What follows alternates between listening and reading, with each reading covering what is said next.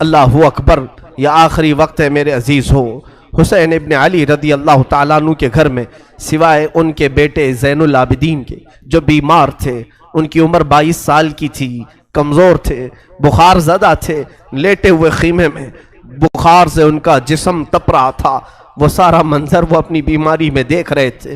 اب کوئی باقی نہیں تھا، بچے کو تک نہیں چھوڑا تو کون باقی رہے گا؟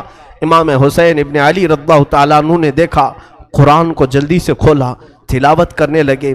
اچانک خیمے کے دروازے پر دیکھا، آہٹ محسوس ہوئی تو اٹھا کر کے چہرہ دیکھا تو امام زین العابدین جبہ پہن کر کھڑے ہیں۔ کہا بابا اجازت دے دیں۔ مولا حسین تڑپ کر اٹھے، کہا زین العابدین میرے گھر میں اب بچا کون؟ میرے بعد ان بیویوں کو کون دیکھ بھال کرے گا؟ ان عورتوں کو کون لے جائے گا؟ اور میری نسل تم سے ہی تو چلنی ہے۔ امام سجاد زین العابدین کو مولا حسین نے روک دیا، بستر پر لٹا دیا اور کہا کہ اب میرا وقت ہے، میرا مقام ہے۔ اسی اثنا میں عورتوں کو کچھ نہیں کہا۔ فضہ کنیز تھی فاطمہ زہرا کی، بلایا، اے فضہ جاؤ، اندر بیبیوں کے پاس ایک صندوق ہے، اس صندوق میں ایک جبہ رکھا ہے، وہ جبہ اٹھا لاؤ، لیکن خبردار زینب کو مت بتانا، زینب سے مت کہنا۔ وہ فضہ گئی، جلدی سے وہ صندوق کھولنے لگی اور جبہ اٹھایا تو بی بی زینب دیکھ لی۔ کہا کیا کر رہی ہو؟ کہا یہ جبہ لے جانے کے لیے مولا نے حکم دیا ہے۔ وہ دوڑتی ہوئی آئی، لا میں یہ جبہ لے کر کے جاتی ہوں۔ وہ خود اپنے ہاتھوں سے لے آئی مولا حسین کے خیمے میں اور وہ جبہ لا کر کے دیتی ہیں اور پہناتی ہیں۔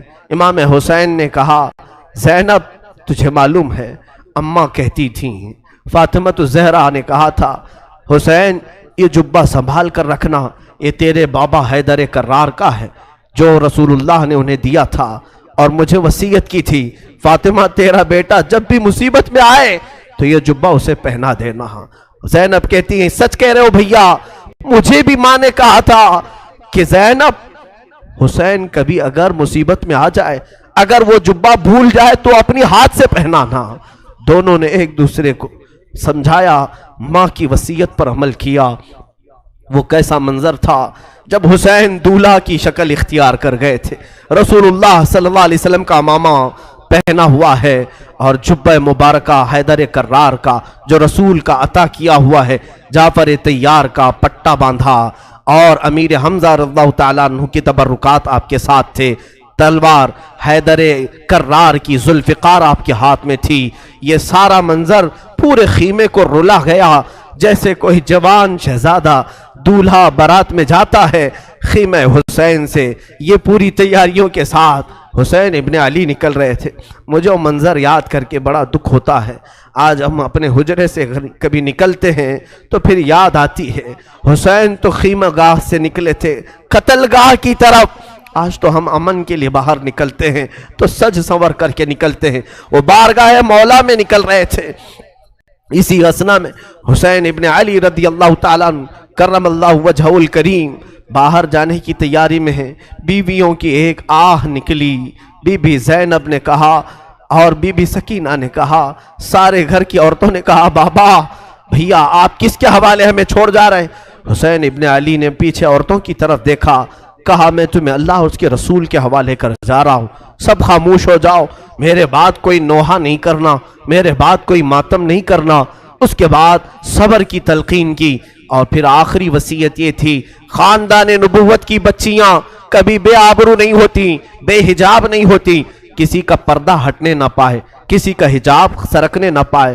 ساری بیویوں نے سلام کیا، مولا حسین نکل کر اپنے گھوڑے ذوالجناح پر آئے۔ یہ بڑا عزیز گھوڑا تھا، حسین ابن علی کا بڑا وفادار گھوڑا ہے۔ ذوالجناح کو بھی ہم سلام پیش کرتے ہیں کہ حسین کی سواری پوری زندگی بھر وہ لے کر گھومتا رہا۔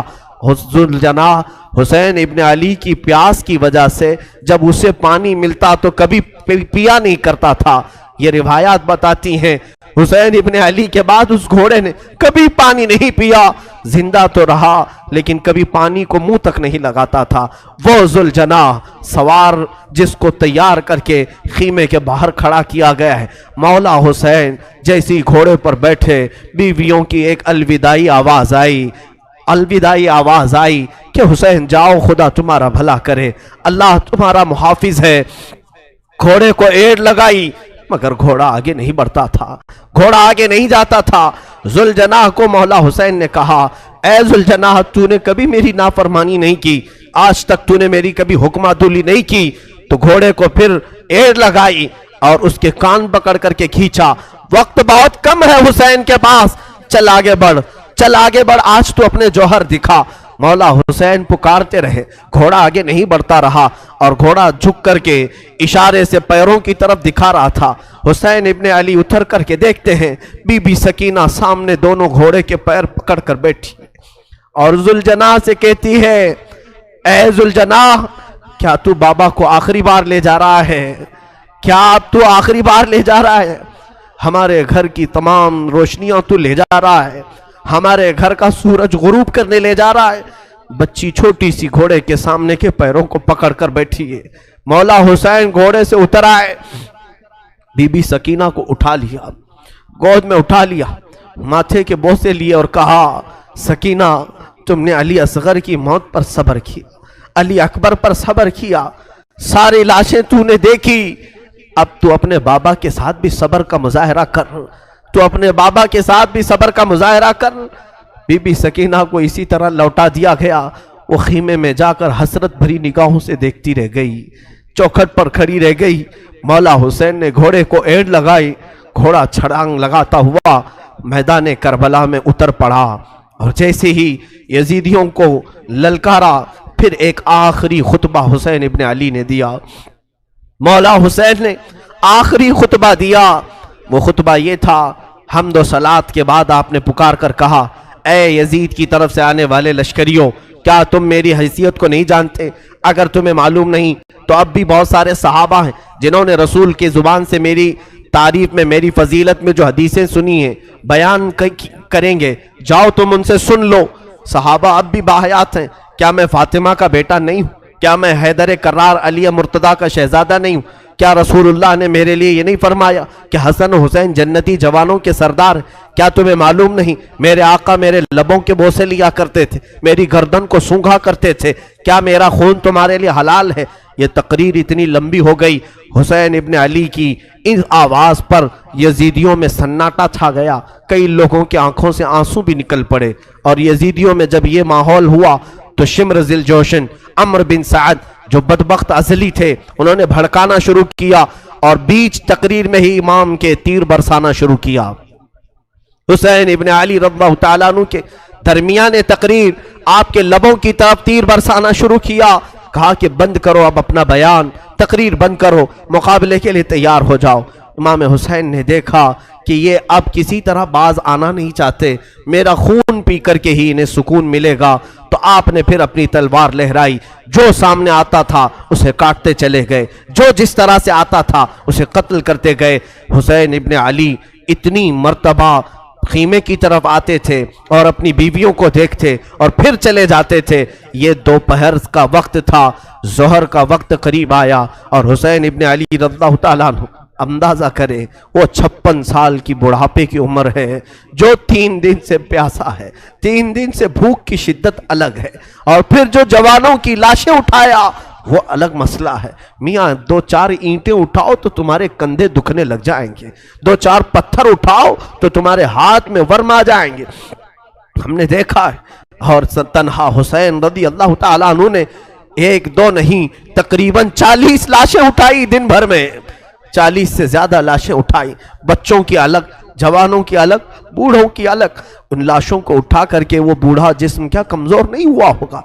प्यास अलग है, भूख अलग है, बीवियों का रोना अलग है, उन्हें बेबसी पर छोड़कर आना ये गम अलग है। हम तो बेहाल हो जाएंगे, हम तो गमों से मर जाएंगे। इसीलिए सब्र हुसैन पर मैं समझता हूं दुनिया के कोई शख्स पहुंच नहीं सकता, उस इस्तिकामत पर कोई नहीं पहुंच सकता। हुसैन इब्ने अली दोपहर के वक्त मौला हुसैन करबला के मैदान में घिर गए। तन्हा अली का लाल खारों में घिर गया, वो फातिमा का लाडला हजारों में घिर गया। अब हुसैन इब्ने अली के मुतालिक जो मैंने शुरू में कहा था, फातिमा के लाडले का आखिरी दीदार है, फातिमा के लाडले का آخری دیدار ہے، حشر کا ہنگامہ برپا ہے، میان اہل بیت درمیان اہل بیت رسول اللہ کے شہزادے نے پھر للکارا، لوگوں کو للکارتے رہے اور قتل کا یہ بازار گرم تھا۔ عمرو بن سعد نے کہا حسین نے تنہا 50 لوگوں کو مار دیا، تم تنہا حسین کو کیوں نہیں مار پاتے؟ تنہا حسین کو کیوں نہیں مار پاتے؟ حسین ابن علی رضی اللہ تعالیٰ عنہ کے متعلق ایک روایت میں یہ بھی بتا دوں میرے عزیزو، اس حالت میں بھی حسین ابن علی نے سخاوت کا دریا نہیں روکا تھا۔ آپ کی شان یہ تھی کہ عبداللہ نام کا ایک شخص کوفہ کا رہنے والا، وہ اس وقت کوفہ میں نہیں تھا جب یہ معرکے سر ہوئے تھے، وہ 6 مہینے کہیں تجارت پر گیا تھا، واپس آیا تو اس نے کوفہ میں دیکھا پورا بازار خالی ہے، گھر خالی ہے۔ اپنی بیٹیوں سے پوچھا کیا ہو گیا، کوفہ میں سب دکانیں بند ہیں، سب گھر میں تالے لگے ہوئے۔ اس کی بیٹی نے کہا سنا ہے حاکم وقت کے خلاف کسی شخص نے بغاوت کی ہے اور اس باغی کا سر کچلنے کے لیے پورے کوفہ والے گئے۔ عبداللہ کہتا ہے مجھے معلوم نہیں تھا کون سا باغی ہے، کس نے بغاوت کی۔ اور پھر ان کی بیٹیوں نے کہا ابا جان آپ بھی گھر میں نہ بیٹھے، اس لیے کہ حاکم کوفہ ابن زیاد نے اعلان کیا ہے اگر کوفہ میں کسی گھر میں کوئی جوان باقی رہا اور کربلا نہیں گیا تو ہم اس کو تلوار سے چھلنی کر دیں گے، قتل کر دیں گے۔ تو عبداللہ کہتا ہے مجھے ڈر تھا، میری جان کا بھی خوف تھا کہ اگر یہاں رہتے ہوئے پکڑا گیا تو مارا جاؤں گا۔ کہا ٹھیک ہے میں بھی جاتا ہوں اس باغی کے خلاف، اس باغی کو میں بھی مقابلہ کر کے قتل کر سکتا ہوں، دیکھوں گا۔ اپنا گھوڑا لیا، تلواریں لی اور نکلنے لگا۔ بیٹی نے کہا بابا جان بہت سارا لشکر گیا ہے اس باغی کو قتل کرنے کے لیے، آپ بھی اس لشکر میں مل جائیں، اور سنا ہے جنگ کے بعد مال غنیمت ہاتھ آتا ہے، مال غنیمت ہاتھ آتا ہے، جو بھی مال ملتا ہے وہ فوجیوں میں بانٹا جاتا ہے۔ بابا جان مجھے یمنی عقیق پتھر بڑا پسند ہے، یمن کا عقیق پتھر بڑا پسند ہے، اگر وہ مال غنیمت میں مل جائے تو لیتے آ جانا۔ عبداللہ اپنی بیٹی کو رخصت کر کے آیا۔ وہ کہتا ہے دوپہر کا وقت تھا جب میں کربلا میں پہنچا، یہ 10ویں محرم تھی، میں نے دیکھا ایک شخص گھوڑے پر بیٹھا ہے اور اس کے پیچھے 40-50 لوگ دوڑ رہے ہیں، کوئی ادھر سے آ رہا ہے کوئی ادھر سے آ رہا ہے۔ میں نے لوگوں میں سے کوفیوں میں سے ایک سے پوچھا کہ ایک ہی آدمی ہے؟ تم نے کہا تھا باغیوں کی جماعت ہے، ایک ہی آدمی ہے اور 50-50 لوگ اس کے پیچھے دوڑ رہے ہیں۔ لوگوں نے کہا ہاں وہ تنہا 50 پر بھاری ہے، کسی کے ہاتھ نہیں آ رہا، اکیلا تو اس کے سامنے کوئی جا ہی نہیں سکتا ہے۔ عبداللہ نے کہا میں نے یہ سن کر کے اپنا گھوڑا بھی دوڑا دیا کہ چلو اس باغی کو میں بھی دیکھتا ہوں، اگر میری تلوار سے وہ قتل ہو گیا، اگر گر گیا تو انعام و اکرام مجھے بھی مل جائے گا۔ گھوڑا دوڑاتے ہوئے وہ آیا، حسین ابن علی کو تنہا، یہ یزیدی کتے کبھی ادھر سے دوڑا رہے تھے کبھی ادھر سے دوڑا رہے تھے، تنہا فاطمہ کا لال تلوار لہراتا ہوا اور لوگوں سے مقابلہ کرتا ہوا میدان کربلا میں سرگرم ہے۔ عبداللہ کہتا ہے میں پیچھے گھوڑے کو دوڑاتا ہوا آیا، میں حسین ابن علی کے گھوڑے سے صرف 2 ہاتھ کے فاصلے پر رہ گیا تھا۔ حسین ابن علی پیچھے مڑتے ہیں اور کہتے عبداللہ اور قریب آ جا، عبداللہ اور قریب آ جا۔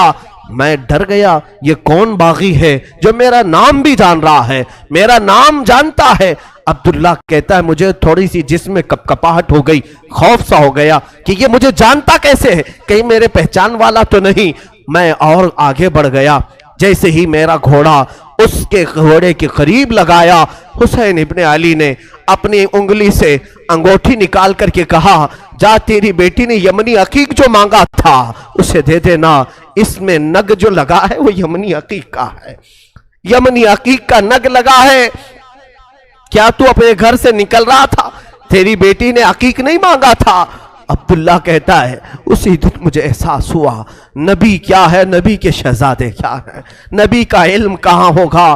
میرے عزیزوں حسین ابن علی نے اس دن بھی سخاوت کے دریا کو روکا نہیں، اپنی انگوٹھی نکال کر جیسے ہی عبداللہ کو دیا، انہوں نے انگوٹھی جیسے لیا اور سلام کیا، کہا مولا حسین اب انگوٹھی لے کر جانے میں کیا مزہ ہے، میں تو اپنی جان تمہارے قدموں پر نچھاور کر کے جاؤں گا۔ یزیدیوں سے لڑتے لڑتے وہ حضرت عبداللہ بھی وہیں کربلا میں شہید ہو گئے، ان کے ہاتھ میں انگوٹھی ویسی کی ویسی رہ گئی۔ مولا حسین اس وقت بھی نوازنا نہیں چھوڑتے ہیں، عطا کرنا نہیں چھوڑتے ہیں، اسی لیے یہ سخاوت کا گھرانہ ہے، یہ سخی لوگوں کا گھرانہ ہے۔ اس گھرانے میں ان کی پرورش ہوئی ہے جہاں 5 دن بھوکے رہنے کے بعد بھی اگر کوئی فقیر آتا تو اسے یہ نواز دیا کرتے تھے، گھر کی ساری غذائیں دے دیا کرتے تھے۔ مولا حسین رضی اللہ تعالیٰ ان یزیدیوں کے جتھے میں ایسے گھر گئے تھے، دوپہر کا وقت آیا، اچانک آپ کو احساس ہوا جمعہ کا دن ہے، آج پوری دنیا میں میرے نانا کا خطبہ پڑھ رہے ہوں گے لوگ اور جمعہ کی امامتیں ہو رہی ہوں گی، حسین یہاں پر تنہا ہے، جمعہ کی نماز بھی نہیں ہو رہی ہے، مسافر پر جمعہ نہیں ہے، لیکن جمعہ کے وقت کا احترام تو کرنا ہی چاہیے تھا۔ آپ نے ان سے کہا، اے لوگوں، ہاں میں جانتا ہوں مسافر پر جمعہ نہیں، کیا اس وقت کا احترام بھی نہیں کرو گے؟ جنگ بندی نہیں کر سکتے، جنگ تھوڑی دیر کے لیے روک نہیں سکتے کہ اس وقت کا احترام باقی رہے؟ اسی اثنا میں آپ نے کہا 2 رکعت نماز پڑھنے کی اجازت مل جائے۔ اللہ اللہ، حسین تمہارے سجدوں کو سلام۔ دنیا آج بھی قتل ہونے والے سے آخری خواہش پوچھتی ہے تو آخری خواہش لوگ یہ بتاتے ہیں گھر والوں سے مل لوں گا، فلاں وصیت کر دوں گا، یہ جائیداد کے پیپر دیکھ لوں گا۔ ہماری وصیتیں، ہماری خواہشات دنیاوی ہوتی ہیں۔ مولا حسین نے آخر وقت میں اگر کوئی تمنا کی تھی 2 رکعت نماز پڑھنے کی، 2 رکعت نماز پڑھنے کی۔ یزیدیوں نے کہا کہ آپ نماز پڑھ لیں۔ گھوڑے سے ذوالجناح سے نیچے اترے تھے، مولا حسین رکعت نماز کی باندھ لی اور بالکل اطمینان و سکون کے ساتھ نماز پڑھتے رہے، کسی کا خیال نہیں کیا۔ وہ تلواروں کی جھنکار میں بھی خوف نہیں تھا، کوئی ڈر نہیں تھا۔ رکوع اطمینان سے ہو رہا ہے، سجدہ اطمینان سے ہو رہا ہے۔ پہلی رکعت بھی مکمل ہوئی، دوسری رکعت میں گئے۔ عمرو بن سعد اور شمر ذی الجوشن نے پکار کر کے کہا، اے ظالموں، اب کیا دیکھتے ہو؟ یہ اچھا موقع ہے، اس حسین کا خاتمہ کر دو، یہیں پر اس کا کام تمام کر دو۔ خولی بن یزید نام کا ظالم بدبخت ازلی قریب آیا اور سر امام حسین پر چڑھ گیا۔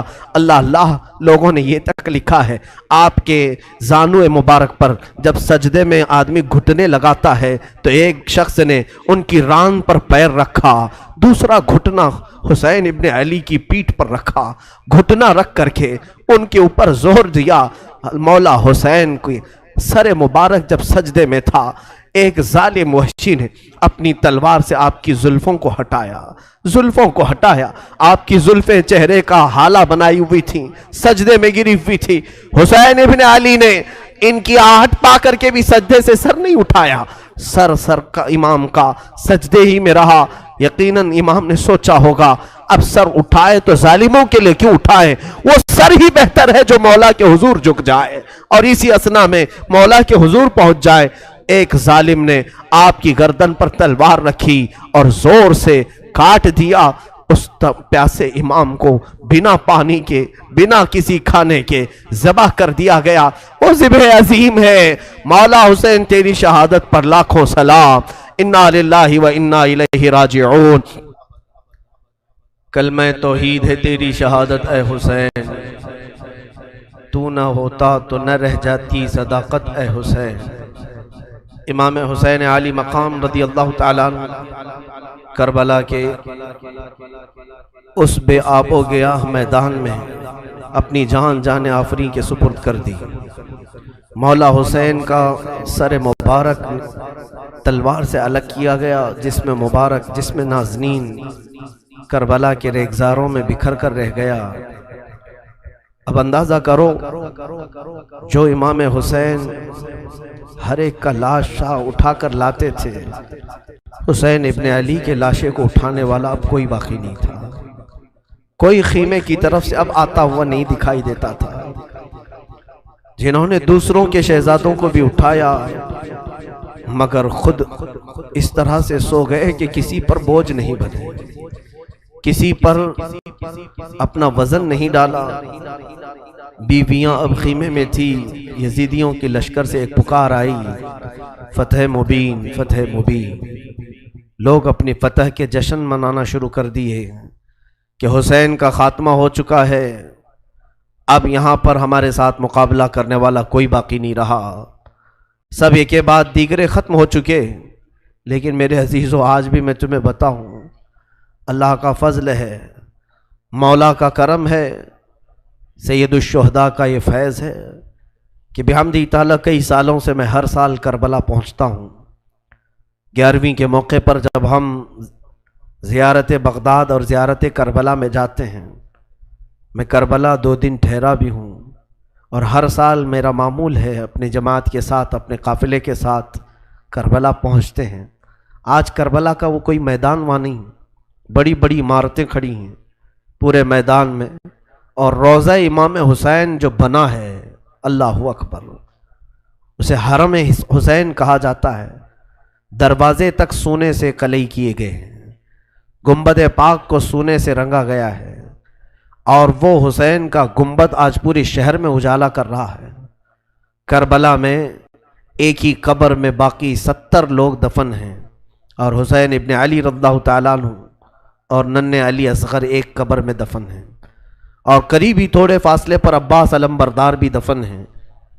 وہاں پر برسوں ان کی قبریں رہی، آج تو وہ روضہ حسین لاکھوں لوگوں کے جمع ہونے کا مرکز بنا ہوا ہے، لاکھوں لوگ وہاں جمع ہوتے ہیں، اور پھر روضہ حسین سے ہم سب تبرک حاصل کرتے ہیں۔ لیکن اس جنگ کا نتیجہ کیا نکلا؟ لڑے تو یہ حسین کو ختم کرنے کے لیے، لیکن کربلا پر آج بھی حسین کا ہی قبضہ ہے۔ آج جا کر کے دیکھیں تو جگہ جگہ وہاں پر حسین کے ہی نام ہیں، ہر دکان پر امام حسین کا نام، ہر علاقے میں امام حسین کا پرچم لگا ہوا ہے، اگرچہ شیعہ لوگوں کی طرف سے ہو یا اہل بیت سے محبت کرنے والے معتدل لوگوں کی طرف سے ہو، لیکن حسین کا نام ہر کوئی وہاں پر لیتا ہے۔ تھی تو وہ زمین یزیدی لشکریوں کی، فتح تو انہیں حاصل کرنا تھا، کٹے ہوئے لاشیں تھے، وہاں پر کوئی نہیں تھا، لیکن لوگ اس وقت فتح مبین اعلان کر رہے تھے، یزیدی لشکر فتح ہو گیا۔ اے ظالموں، کہاں ہے وہ تمہاری فتح؟ 14 صدیاں گزر گئی، فتح کا جھنڈا اب بھی کربلا میں حسین کا لہرا رہا ہے۔ اور بلکہ کربلا نہیں، آج بھی ہمارے گھروں میں بچے پیدا ہوتے ہیں تو ہم میں سے آج تک کسی نے یزید نام نہیں رکھا، حسین نام رکھنے پر فخر کرتے ہیں۔ تم ڈھونڈو گے تو محلے میں کوئی نہ کوئی حسین تمہیں مل ہی جائے گا۔ لاکھوں حسین دنیا میں پیدا ہوتے رہے اور ہو رہے ہیں اور قیامت تک ہوتے رہیں گے، لیکن نہ یزید کی نسل باقی ہے، نہ ان لشکریوں کا کوئی نام لیوا باقی ہے۔ تو کیسی فتح تھی؟ وہ تم نے دنیا کے لیے لڑا تھا، اور تم مال کے لیے لڑے تھے، اور مولا حسین صرف رضائے الہی کے لیے لڑے تھے، رسول پاک کی شریعت طاہرہ کے نفاذ کے لیے لڑے تھے، اور رب تعالیٰ نے انہیں ایسی فتح عطا کی۔ گھر لٹ گیا الگ بات ہے، لیکن ان کے ذکر پاک سے آج لاکھوں رونے والوں کی آنکھیں نم رہتی ہیں، لاکھوں نہیں کروڑوں آنکھیں روتی ہیں مولا حسین کے لیے۔ کیا آج ہر گھر میں حسین ابن علی کا تذکرہ نہیں ہوتا؟ مائیں اپنے بچوں کو حسین کے واقعات نہیں سناتی؟ میرے عزیزو، اصل فتح تو یہ ہے جو حسین ابن علی کو حاصل ہوئی۔ مولا حسین ابن علی رضی اللہ تعالیٰ عنہ کو جو اللہ تعالیٰ نے مقام دیا، اور اسی طرح سے ملک شام بھی ہم نے دیکھا، دمشق کے بازار جہاں مولا کو نیزوں پر لایا گیا تھا، وہاں پر معلوم کیا کہ یزید کی قبر ہے کہاں، تو لوگوں نے بتایا کہ فلاں جگہ ایک دمشق کے لوگ کوڑا کرکٹ جہاں پھینکتے ہیں، کچرا پھینکتے ہیں، اسی کچرے کے اندر کہیں اس کی قبر ہے، لیکن کوئی نشان نہیں۔ تاریخ میں ہے کہ یہ جگہ قبر یزید ہے، اس جگہ پر یزید دفن ہوا تھا، اور اسے ایک بڑی بیماری لگی تھی، اس بیماری میں وہ مرا تھا۔ تو آج تک میرے عزیزوں، یزید کی قبر کچرے میں گم ہو گئی، اور مولا حسین کی قبر لاکھوں کی ہدایت کا ذریعہ بنی ہوئی ہے، مرکز بنی ہوئی ہے۔ یہ ہے اصل فتح مبین۔ کربلا میں مولا حسین کے ساتھ جو بھی سلوک ہوا وہ غم کی داستان تو ہے، غم ہے اس لیے ہم سناتے ہیں۔